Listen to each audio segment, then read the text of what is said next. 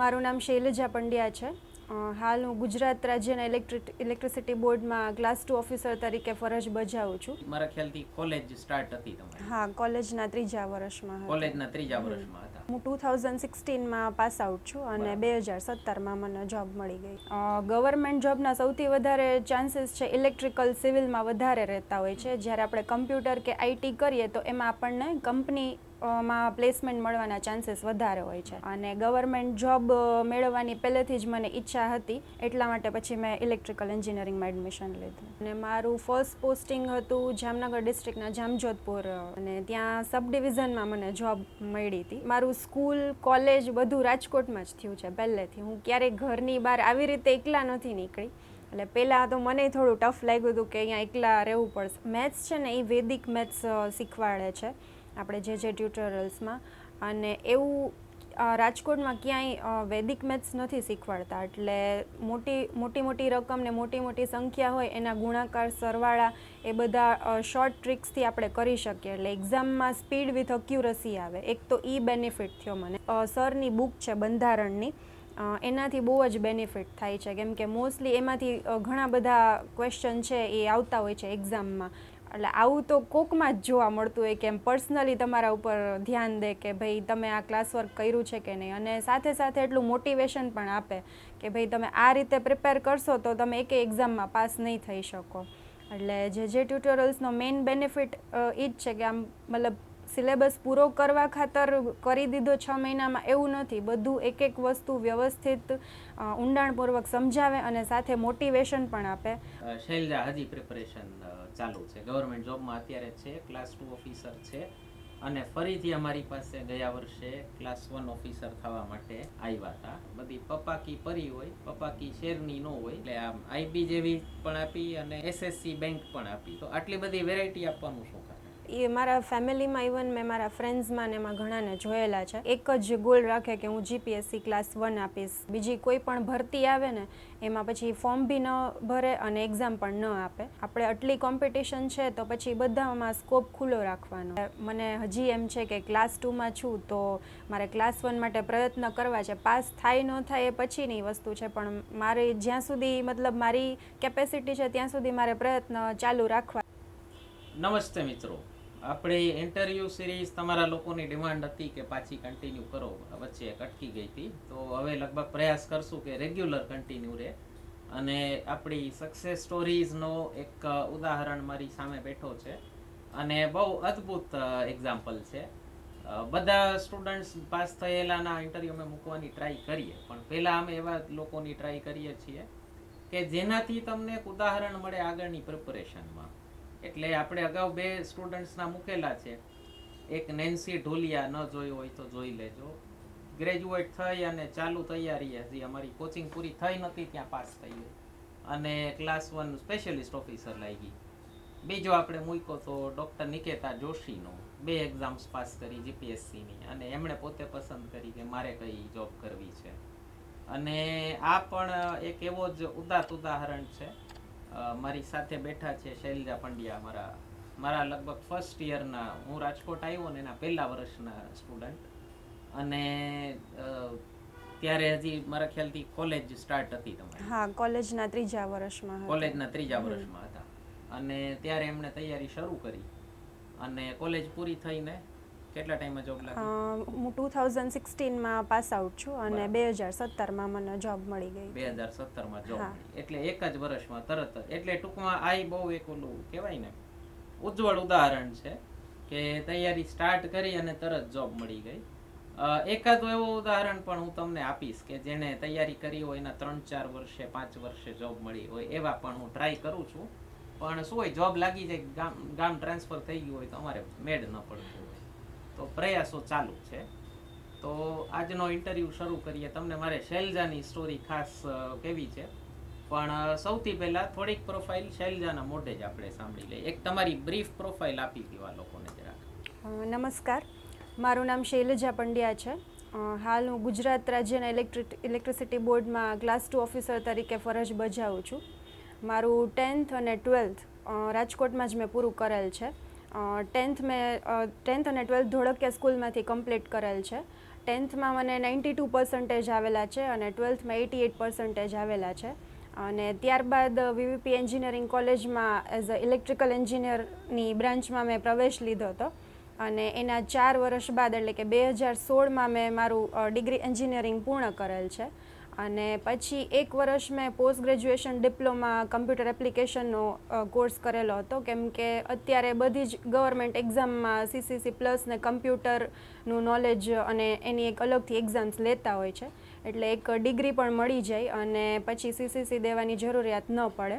અને પછી 2017ના જાન્યુઆરી ફેબ્રુઆરીમાં ઇલેક્ટ્રિસિટી બોર્ડમાં જુનિયર એન્જિનિયરની એક્ઝામ આવેલી હતી, એ મેં આપી હતી. અને પછી 2017 ઓક્ટોબરમાં મારું જોઈનિંગ એમાં કન્ફર્મ થયું હતું. અચ્છા, તો તમે હવે આપણે ફરીથી થોડુંક ફ્લેશબેક જઈએ. એક તો તમે 10th 12th તમે કીધું કે બહુ મેરિટ સ્ટુડન્ટ રહેલા છો, એટલે પહેલેથી સારા સ્ટુડન્ટ હતા, બરાબર. એમ શૈલજાની પ્રોફાઇલ જોઈને મૂંઝાવું નહીં કે મારે ટકા ઓછા આવે છે. મારા એક એવા સ્ટુડન્ટ છે, જજ છે, અત્યારે અમદાવાદમાં પોસ્ટેડ છે. એટલે મારા ફાધરના સ્ટુડન્ટ અને મારા બંને પાસે અલગ અલગ એમણે ગાઈડન્સ લીધેલું. થ્રુઆઉટ 40% વાળા પાસ આઉટ હતા. એટલે એવું ન વિચારતા કે સ્કૂલ કોલેજમાં બહુ સારા પર્સન્ટેજ હોય તો જ પાસ થવાય. એમાં શું હોય, ઘણી વખત ઓલા નજીકના માણસો છે ને, એ ખોટા એવા ભ્રમ નાખી દેતા હોય છોકરાઓને કે 12માં 70% ન હોય તો અપાય જ નહીં. ઓકે, એટલે તમે તો થ્રુઆઉટ બ્રાઇટ સ્ટુડન્ટ હતા, એટલે ભણવાનું પહેલેથી ગમતું. બરાબર. પછી એન્જિનિયરિંગ કરવાની, ઇલેક્ટ્રિકલ્સમાં કરવાની સલાહ કોણે આપી? 12th પૂરું થયું પછી કયા બ્રાન્ચમાં એડમિશન લેવું એ જ મેઇન ક્વેશ્ચન હતો. મોસ્ટલી ગર્લ્સ છે એ કમ્પ્યુટર, આઈટી એમાં એડમિશન લેતી હોય છે કે ફિલ્ડ વર્ક ના આવે. પણ મારા જે ફાધર છે એ સિવિલ એન્જિનિયર તરીકે ઇરિગેશન સેક્ટરમાં એમને ફરજ બજાવી હતી. હાલ તેઓ રિટાયર્ડ છે. એટલે એમને કીધું કે મતલબ એવું નહીં વિચારવાનું કે આપણે as a lady field job નહીં કરીએ. ગવર્મેન્ટ જોબના સૌથી વધારે ચાન્સીસ છે ઇલેક્ટ્રિકલ સિવિલમાં વધારે રહેતા હોય છે, જ્યારે આપણે કમ્પ્યુટર કે આઈટી કરીએ તો એમાં આપણને કંપનીમાં પ્લેસમેન્ટ મળવાના ચાન્સીસ વધારે હોય છે. એટલે પછી મારા ફાધર સિવિલ એન્જિનિયર હતા, એટલે મેં વિચાર્યું કે મારે ઇલેક્ટ્રિકલ એન્જિનિયરિંગ કરવું છે.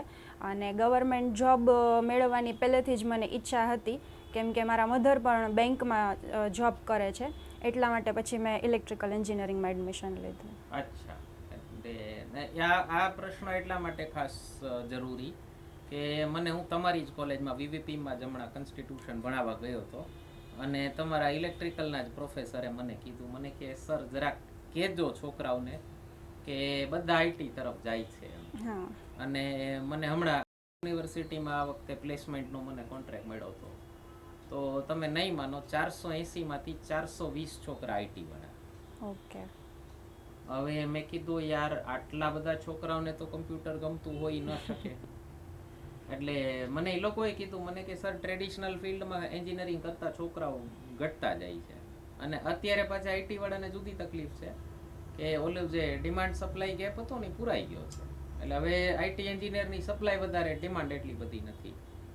તો એક કરિયર સારી બનાવવા માટે એટલે ઇલેક્ટ્રિકલ એન્જિનિયરિંગ સારી ફિલ્ડ છે ને? હા, ઇલેક્ટ્રિકલ સિવિલ એ બેઉ સારી. મને આશ્ચર્ય થયું કે સિવિલ એન્જિનિયરિંગમાં સીટો ખાલી છે કોલેજોમાં, અને ગુજરાત જેવા સ્ટેટમાં જ્યાં ચણતર એમ ચાલુ જ છે, અને હજી આવનારા 100 વર્ષ સુધી તો ભારત હજી એટલીસ્ટ 25 વર્ષ સુધી તો ભારતમાં ઇન્ફ્રાસ્ટ્રક્ચરની એમ કહો ને કે ખૂબ આપણે ડિમાન્ડ છે, અને એમાં સિવિલ એન્જિનિયરિંગમાં ગુજરાત જેવા સ્ટેટમાં જગ્યા ખાલી. એટલે મને એમ થાય કે આ લોકો કઈ કાલ્પનિક દુનિયામાં રહે છે કે આઈટીમાં આમ બિલ્ડિંગ નાખશું ને આમ બૂમ કરતું થોડી બહાર નીકળશે બિલ્ડિંગ. તો એટલા માટે તમે ઇલેક્ટ્રિકલ પસંદ કર્યું. તમને ગમતું હતું પહેલેથી? હા, ઇલેક્ટ્રિકલ ને સિવિલ એ બધી એવી બ્રાન્ચ છે, અને એવરગ્રીન બ્રાન્ચ કહેવાય એમ, કેમ કે વીજળીની જરૂરિયાત બધાને હોય જ, એટલે એ ક્યારેય પેલું નથી થવાનું ઓછું, અને એમાં તો પ્લેસમેન્ટ ચાલુ જ રહે. એવી રીતે સિવિલ છે, એટલા માટે. ઓકે. તો ગવર્મેન્ટ જોબની પ્રિપરેશન કરવાની કોણે સલાહ આપી તમને? મમ્મી પપ્પાએ. એમની પહેલેથી એવી જ ઈચ્છા હતી, કેમ કે એ બેઉ પણ ગવર્મેન્ટ સેક્ટરમાં જ ફરજ બજાવતા, એટલે મમ્મી પપ્પાએ કીધું કે પ્રાઇવેટ કરતાં ગવર્મેન્ટ જોબ મળે અને એ તું કર, એ વધારે બેનિફિશિયલ છે. ઇવન ઘરે બીજા બી મોસ્ટલી ગવર્મેન્ટ સેક્ટરમાં છે. એટલે હું જ્યારે કોલેજના 3rd યરમાં હતી ત્યારે મને ઘરેથી એવું કીધું કે ગવર્મેન્ટ એક્ઝામની પ્રિપરેશન સ્ટાર્ટ કરી દેવી જોઈએ, એટલે ધીમે ધીમે કોલેજ પૂરી થાય 4 વર્ષ, એન્જિનિયરિંગમાં 4 વર્ષ હોય, એટલે ત્યાં સુધીમાં આપણે ઘણું કવર કરી શકીએ અને પછી ડાયરેક્ટ એક્ઝામ આપીએ તો આપણને પ્રોબ્લેમ ના પડે અને આપણે એને ક્લિયર કરી શકીએ. બરાબર. તમે આપણે ત્યાં ક્યારે આવ્યા હતા? 2015માં હું આવી હતી. અને હજી તમને એક બીજી માહિતી આપી દઉં, છેક સુધી ચાલુ રાખજો તમે. શૈલજા હજી પ્રિપરેશન ચાલુ છે, ગવર્મેન્ટ જોબમાં અત્યારે છે, ક્લાસ 2 ઓફિસર છે અને ફરીથી અમારી પાસે ગયા વર્ષે ક્લાસ 1 ઓફિસર થવા માટે આવ્યા હતા. તો એ જર્ની માટે થોડીક એક રાહ જોજો, બરાબર? તો 2015માં તમે આપણે ત્યાં આવ્યા અને 16માં પાસ આઉટ થઈ અને એક્ઝામ આપવાની ક્યારે સ્ટાર્ટ કરી તમે?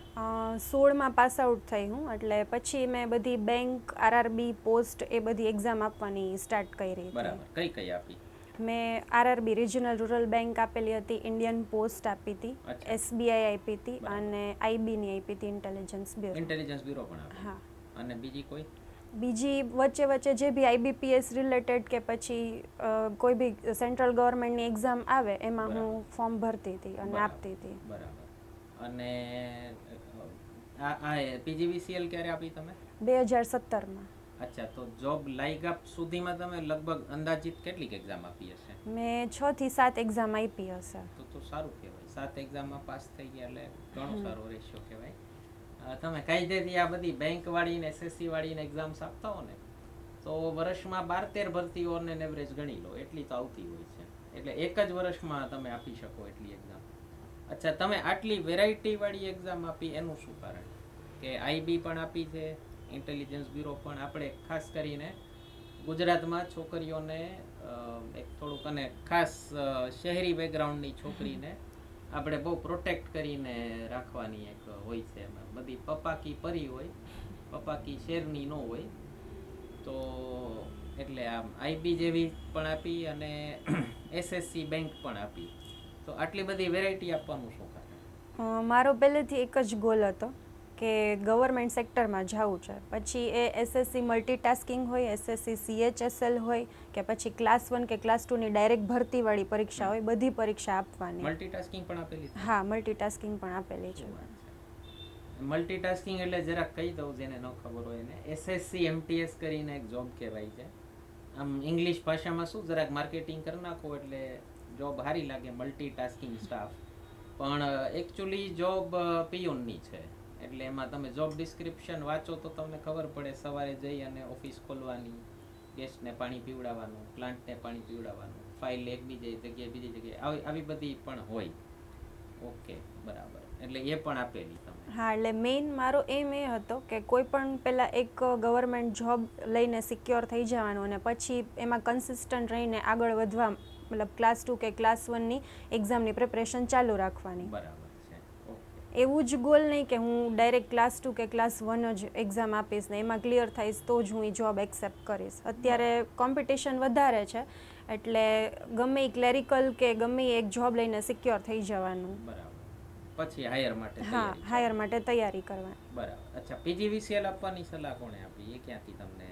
મારા ફાધર છે એ ટેકનિકલ બેકગ્રાઉન્ડમાં હતા, સિવિલ એન્જિનિયરિંગ, એટલે અને હું ઇલેક્ટ્રિકલ એન્જિનિયરિંગમાં હતી. એટલે પપ્પાએ કીધું કે જે તારા ફિલ્ડને લગતી જે એક્ઝામ આવે છે એ બી મતલબ આપતું. એટલે એટલા માટે જે બી ઇલેક્ટ્રિકલ એન્જિનિયરની જ્યાં બી ભરતી આવે, લાઈક એરપોર્ટ ઓથોરિટી ઓફ ઇન્ડિયામાં પણ આવે છે ઇલેક્ટ્રિકલ એન્જિનિયરિંગની ભરતી.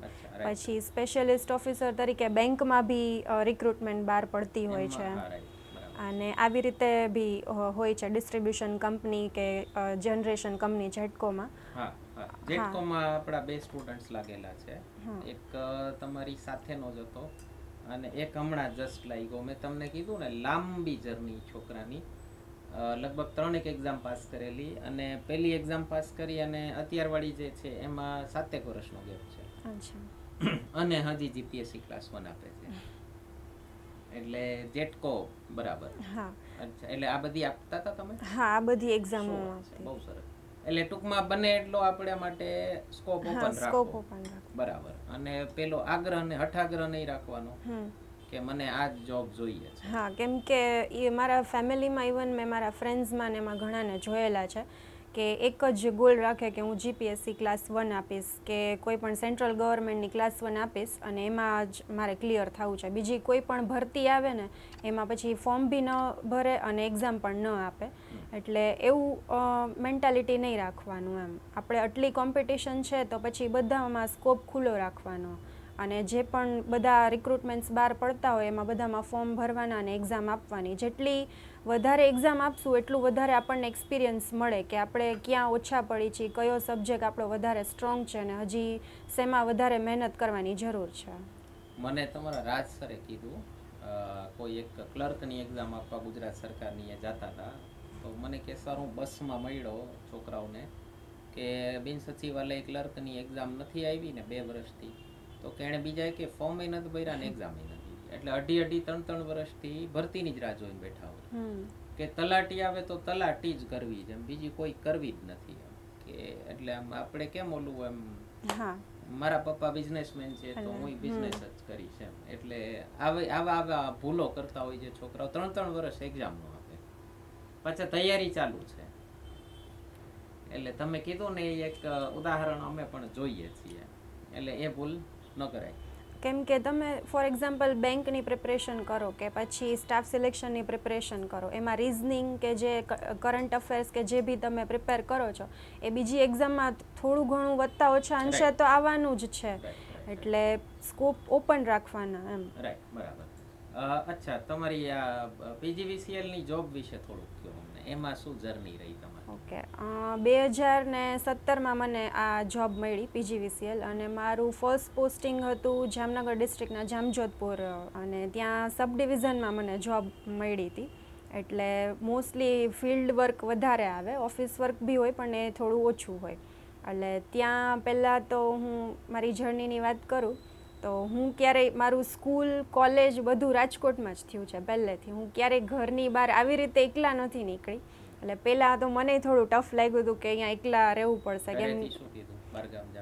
એ તો ઘરેથી તો એમ જ કીધું કે ગવર્મેન્ટ જોબ છે અને જ્યાં પોસ્ટિંગ મળે ત્યાં લઈ લેવાનું છે અને જવાનું છે. અને મારા કુળદેવીનું ગામ છે જામજોધપુર.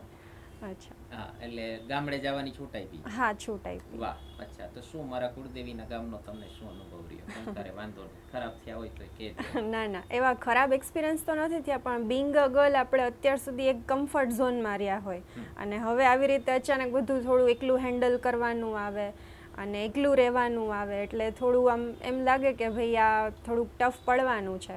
અને પાછી જોબ એવી નવી જગ્યા એટલે કેટલા કલાકની જોબ હતી ત્યાં? ત્યાં નક્કી ના હોય એમ. લાઈક સબ ડિવિઝનમાં 8, 8:30 વર્ક ડિસ્ટ્રીબ્યુશન કરવા જતું રહેવાનું. સવારે? હા, સવારે. અને સાંજે કેટલા? સાંજે નક્કી ના હોય એમ. 7 વાગે, 8 વાગે, 9 બી વાગે. તો પછી જમવાનું બનાવવાનું બધું આપણી ઉપર? હા, આપણી ઉપર. ઓહો. અને એકલા રહેતા હતા?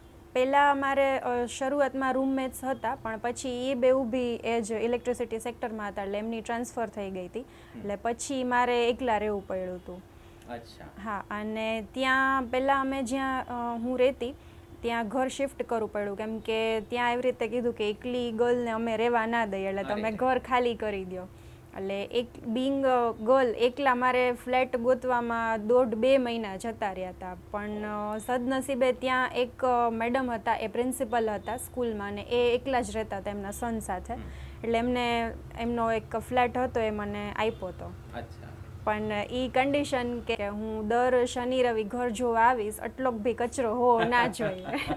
એટલે હું રોજે થોડોક ટાઈમ છે ને પહેલાં ઓફિસથી આવીને બધું સાફ કરવામાં સ્પેર કરતી એમ.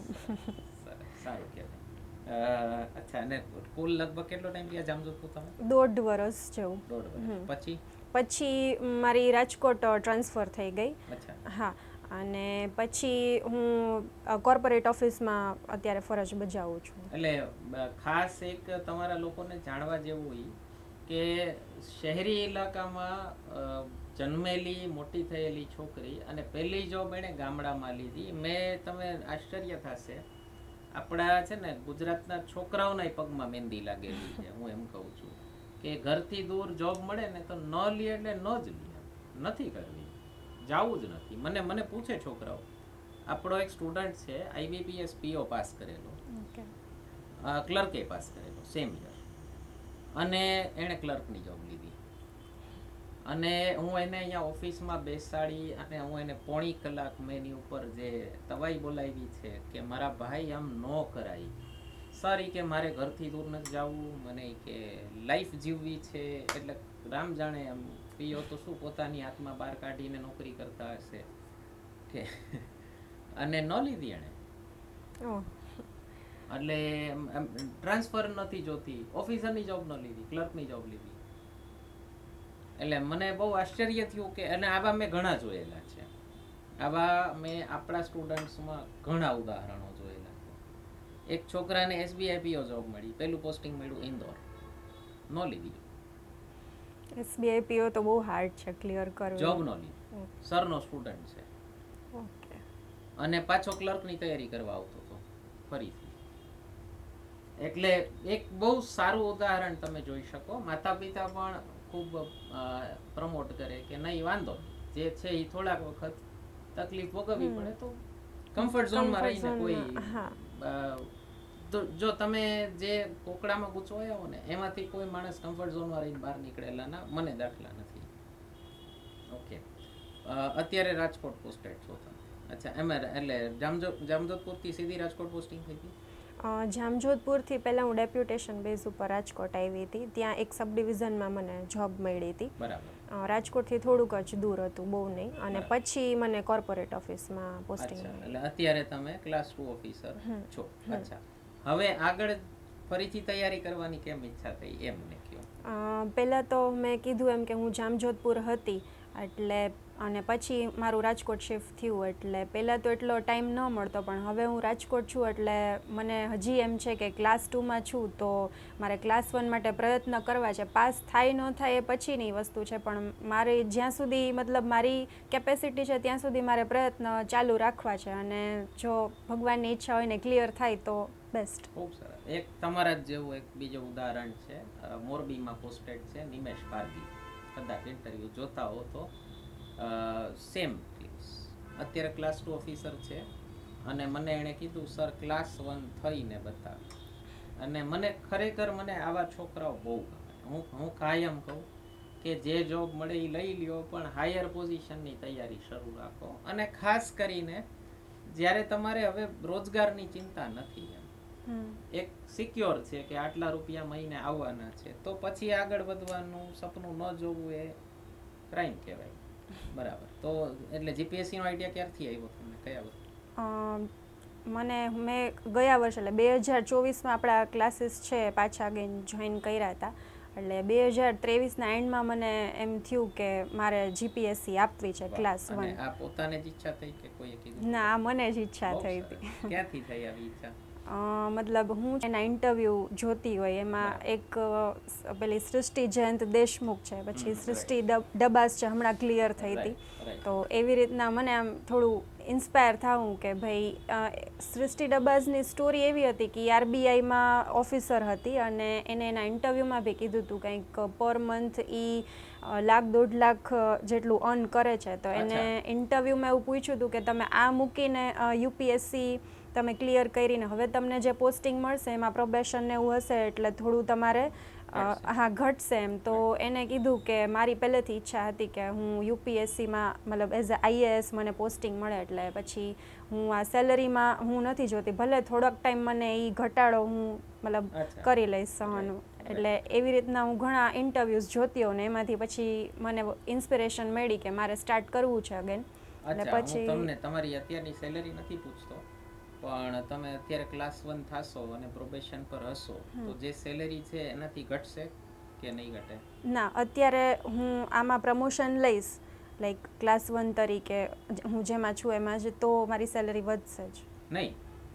તમે આ પીજીવીસીએલ2 જીપીએસસી પાસ કરી અને ફરીથી પ્રોબેશનમાં જાઓ તો તમારે આવું થશે? હા, થશે. હા, ઘટશે. અચ્છા, છતાંય કરવું છે? હા, છતાંય કરવું છે. Okay, done. અચ્છા, હવે આ તમારી જે એક્ઝામ્સ તમે આપી એમાં આપણી તૈયારી કેટલી કામ લાગી એ જરાક કહી દો. અહીંયા મોસ્ટલી રિઝનિંગ, મેથ્સ છે ને એ વૈદિક મેથ્સ શીખવાડે છે આપણે જે ટ્યુટોરિયલ્સમાં, અને એવું રાજકોટમાં ક્યાંય વૈદિક મેથ્સ નથી શીખવાડતા, એટલે મોટી રકમ ને મોટી સંખ્યા હોય એના ગુણાકાર સરવાળા એ બધા શોર્ટ ટ્રિક્સથી આપણે કરી શકીએ, એટલે એક્ઝામમાં સ્પીડ વિથ અક્યુરસી આવે. એક તો એ બેનિફિટ થયો મને. બીજું જે રિઝનિંગ અને ઇંગ્લિશ અને કરંટ અફેર્સ અને મોસ્ટલી સરની બુક છે બંધારણની, એનાથી બહુ જ બેનિફિટ થાય છે, કેમ કે મોસ્ટલી એમાંથી ઘણા બધા ક્વેશ્ચન છે એ આવતા હોય છે એક્ઝામમાં, એટલે એ રીડ કરીએ ને તો મતલબ ઘણો બધો સ્કોર આપણો થઈ જાય છે. બીજું કોઈ પણ એક્ઝામ હોય, ધારો કે આપણા ફિલ્ડની જે આપણે ડિગ્રી કર્યું છે એના ફિલ્ડની હોય, અધરવાઇઝ બીજી કોઈ પણ એક્ઝામ હોય, એમાં મેથ્સ રિઝનિંગ તો મેઇન હોય જ છે.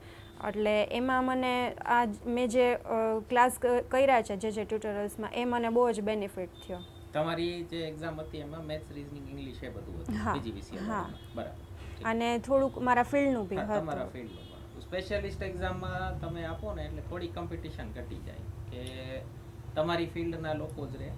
અને મેં એક ખાસ જોયેલું સ્પેશિયાલિસ્ટ ઓફિસર આ જેટલી પણ તમારી એક્ઝામ્સ હોય, ઇવન ગુજરાત સરકારમાં પણ અત્યારે જે સિવિલ એન્જિનિયર ને એ બધા આપે છે ને, એ બધા છોકરા 200 માર્કનું એનું સબ્જેક્ટનું પેપર હોય, 100 માર્કનું જીએસનું પેપર હોય, બધા 200ની જ તૈયારી કરે, અને ઓલા 100 માર્ક એમને એમ છોડી દે કે એ તો 100 જ છે ને, એટલે છતાંય 1/3 પેપર છે ને.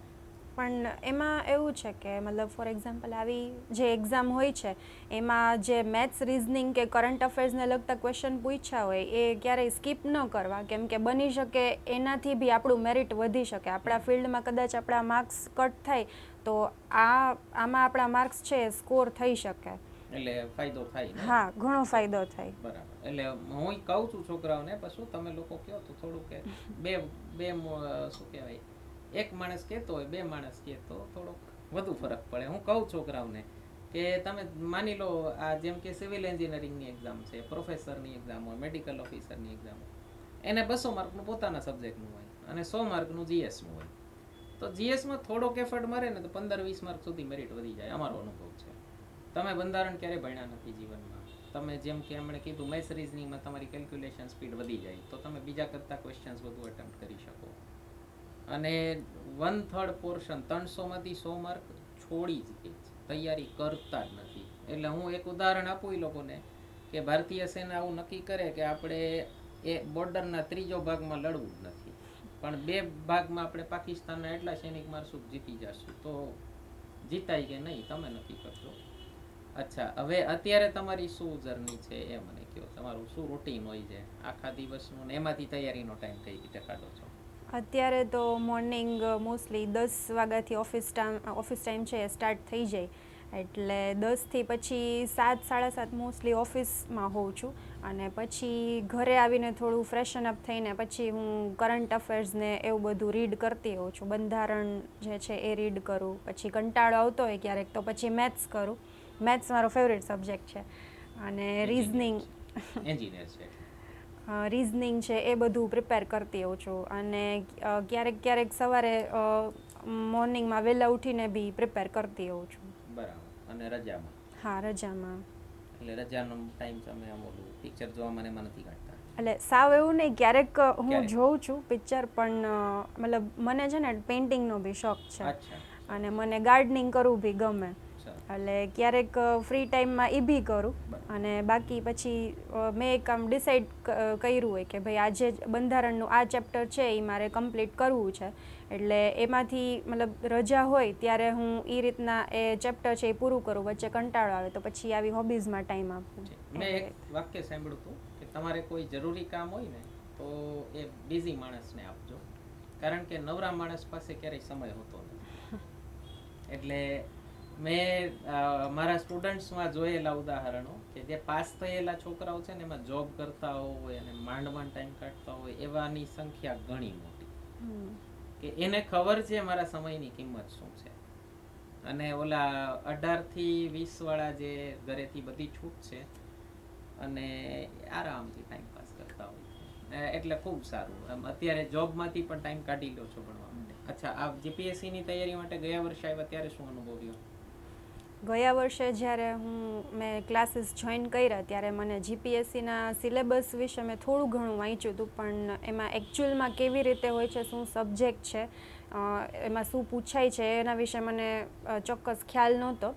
પણ અહીંયા 6 થી મતલબ સરે ઇનિશિયલી એવું કીધું હતું કે 6 મંથ સુધી ચાલશે, પણ એકચ્યુઅલમાં 8 મહિના સુધી ક્લાસીસ છે એનું સિલેબસ ચાલ્યું હતું અને બંધારણ પછી મેથ્સ એ બધામાં એકદમ ઊંડાણપૂર્વક સરે સમજાવ્યું હતું. ઇવન જે કિશોર સર છે એમને મેથ્સમાં વૈદિક મેથ્સમાં જે પ્રિપરેશન કરાવ્યું હતું ને એ જે ક્લાસ વર્ક આપે એ નેક્સ્ટ ડે પાછું પૂછે કે આ બધું ક્લાસ વર્ક તમે કરેલું છે કે નહીં, અને ના કર્યું હોય ને તો આપને મતલબ બોલે બી કે આવું નહીં ચાલે એમ.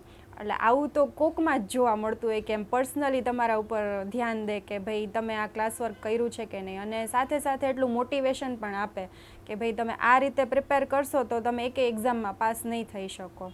એટલે જે ટ્યુટોરિયલ્સનો મેઇન બેનિફિટ એ જ છે કે આમ મતલબ સિલેબસ પૂરો કરવા ખાતર કરી દીધો 6 મહિનામાં એવું નથી. બધું એક એક વસ્તુ વ્યવસ્થિત ઊંડાણપૂર્વક સમજાવે અને સાથે મોટિવેશન પણ આપે અને રિયલ ટાઈમ એક્ઝામ્પલ પણ આપે, એનાથી સમજાવે છે. અચ્છા, હવે શૈલજા મને એક થોડુંક આપણે કન્ક્લુડ કરીએ એ પહેલા એક બે પ્રશ્નો.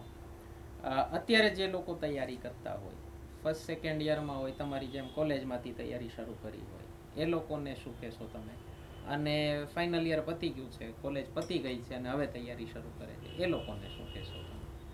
ઓકે, તો ફર્સ્ટ સેકન્ડ યરમાં જે પ્રિપેરેશન કરતા હોય લાઈક કોલેજમાંથી તો મતલબ મોસ્ટલી સાંજે કે એમ ટાઈમ મળી જતો હોય છે, એટલે એ પ્રોપર ટાઈમ છે. કેમ કે કોલેજના 3 કે 4 વર્ષ કમ્પ્લીટ થાય ત્યાં સુધીમાં તમે મોસ્ટલી ઘણું બધું જે રૂટીન એક્ઝામમાં પૂછાતું હોય એ કવર કરી લીધું હોય, અને પછી તમે એક્ઝામ્સ આપો તો તમને મતલબ ઝડપથી ક્લિયર કરી શકો.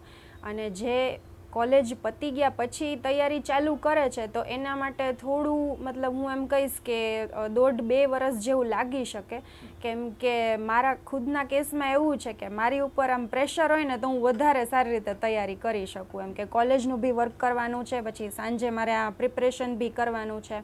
આફ્ટર કોલેજ આપણે ઘણા ખરા ફ્રી હોઈએ તો ખાલી પ્રિપરેશનમાં આખો દિવસ ટાઈમ કાઢીએ એમાં કંટાળો આવે, એટલે સાથે બીજું કાં તો એક કોર્સ ડિગ્રી કોર્સ છે એ કન્ટિન્યુ કરવું જોઈએ. મોસ્ટલી તો કોલેજના સેકન્ડ કે થર્ડ યરથી પ્રિપરેશન સ્ટાર્ટ કરી દઈએ તો બેટર છે. એટલે તમારી દ્રષ્ટિએ શરૂઆત કરવાની, પ્રિપરેશન શરૂ કરવાનો આઈડિયલ ટાઈમ શું હોય? કોલેજના સેકન્ડ કે થર્ડ યરની મિડમાં સ્ટાર્ટ કરી દેવાય. ફર્સ્ટ યરથી કરે તો બી બેનિફિશિયલ છે, તો વધારે સારું છે.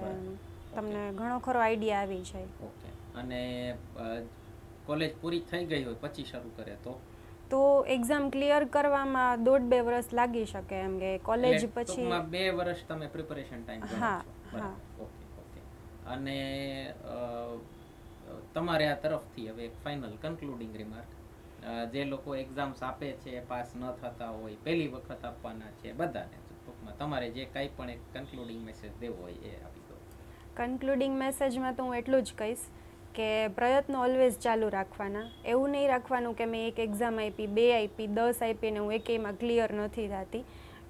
ધીમે ધીમે આપણો પ્રોગ્રેસ જોવાનો કે એક્ઝામ આપણે આપી એમ વધારે આપણને એક્સપિરિયન્સ મળે કે કયા સબ્જેક્ટમાં હું ઓછો છું, કયા સબ્જેક્ટમાં મારે તૈયારી કરવાની જરૂર છે. અને એવું નહીં રાખવાનું મારા મત મુજબ કે ભાઈ હું પર્ટિક્યુલરલી આ જ એક્ઝામ આપીશ, આનાથી નીચે ક્લેરિકલની એક્ઝામ હું નહીં આપું કેમ કે મારી ડિગ્રી આ છે, એવું નહીં રાખવાનું. કેમ કે કોમ્પિટિશન અત્યારે બહુ જ છે, એટલે ક્લેરિકલની આપો, પછી ઓફિસરની આપવાની, કોઈ પણ સેન્ટ્રલ ગવર્મેન્ટ, સ્ટેટ ગવર્મેન્ટની બધી જ એક્ઝામના ફોર્મ ભરવાના અને બધામાં પ્રયત્નો ચાલુ રાખવાના. અને બીજું એ કે તમે કોઈ પણ એક્ઝામ ક્લિયર કરીને તમારી જોબ સિક્યોર તમે કરી લીધી છે તો એ હંમેશા આગળ વધવા માટે પ્રયત્નો ઓલવેઝ ચાલુ રાખવાના. અચ્છા, હવે આપણે આગળ અત્યારે તમારો શું ગોલ છે નેક્સ્ટ લાઈફનો એ કે?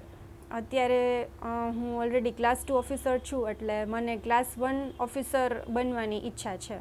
અને જીપીએસસી આપી? હા, જીપીએસસી આપવી છે. સરસ, ક્લિયર કરવાની છે. હા. તો આપણે લોકો મિત્રો આશા કરીએ કે ફરીથી જલ્દી જ શૈલજા આપણી સાથે ફરીથી ઉપસ્થિત થાય અને નેક્સ્ટ ટાઈમ આપણે એમનો એક તો જીપીએસસી ક્લાસ 1 મોક ઇન્ટરવ્યૂ લઈએ અને બીજો જીપીએસસી ક્લાસ 1 પાસ થઈ જાય ને એટલે આપણે એમનો ફરીથી આવો જ એક ઇન્ટરવ્યૂ લઈએ કે હવે તમે પાસ થઈ ગયા તો ફાઇનલ અમારા સ્ટુડન્ટ્સને એક સરસ મજાનો મેસેજ આપી દો.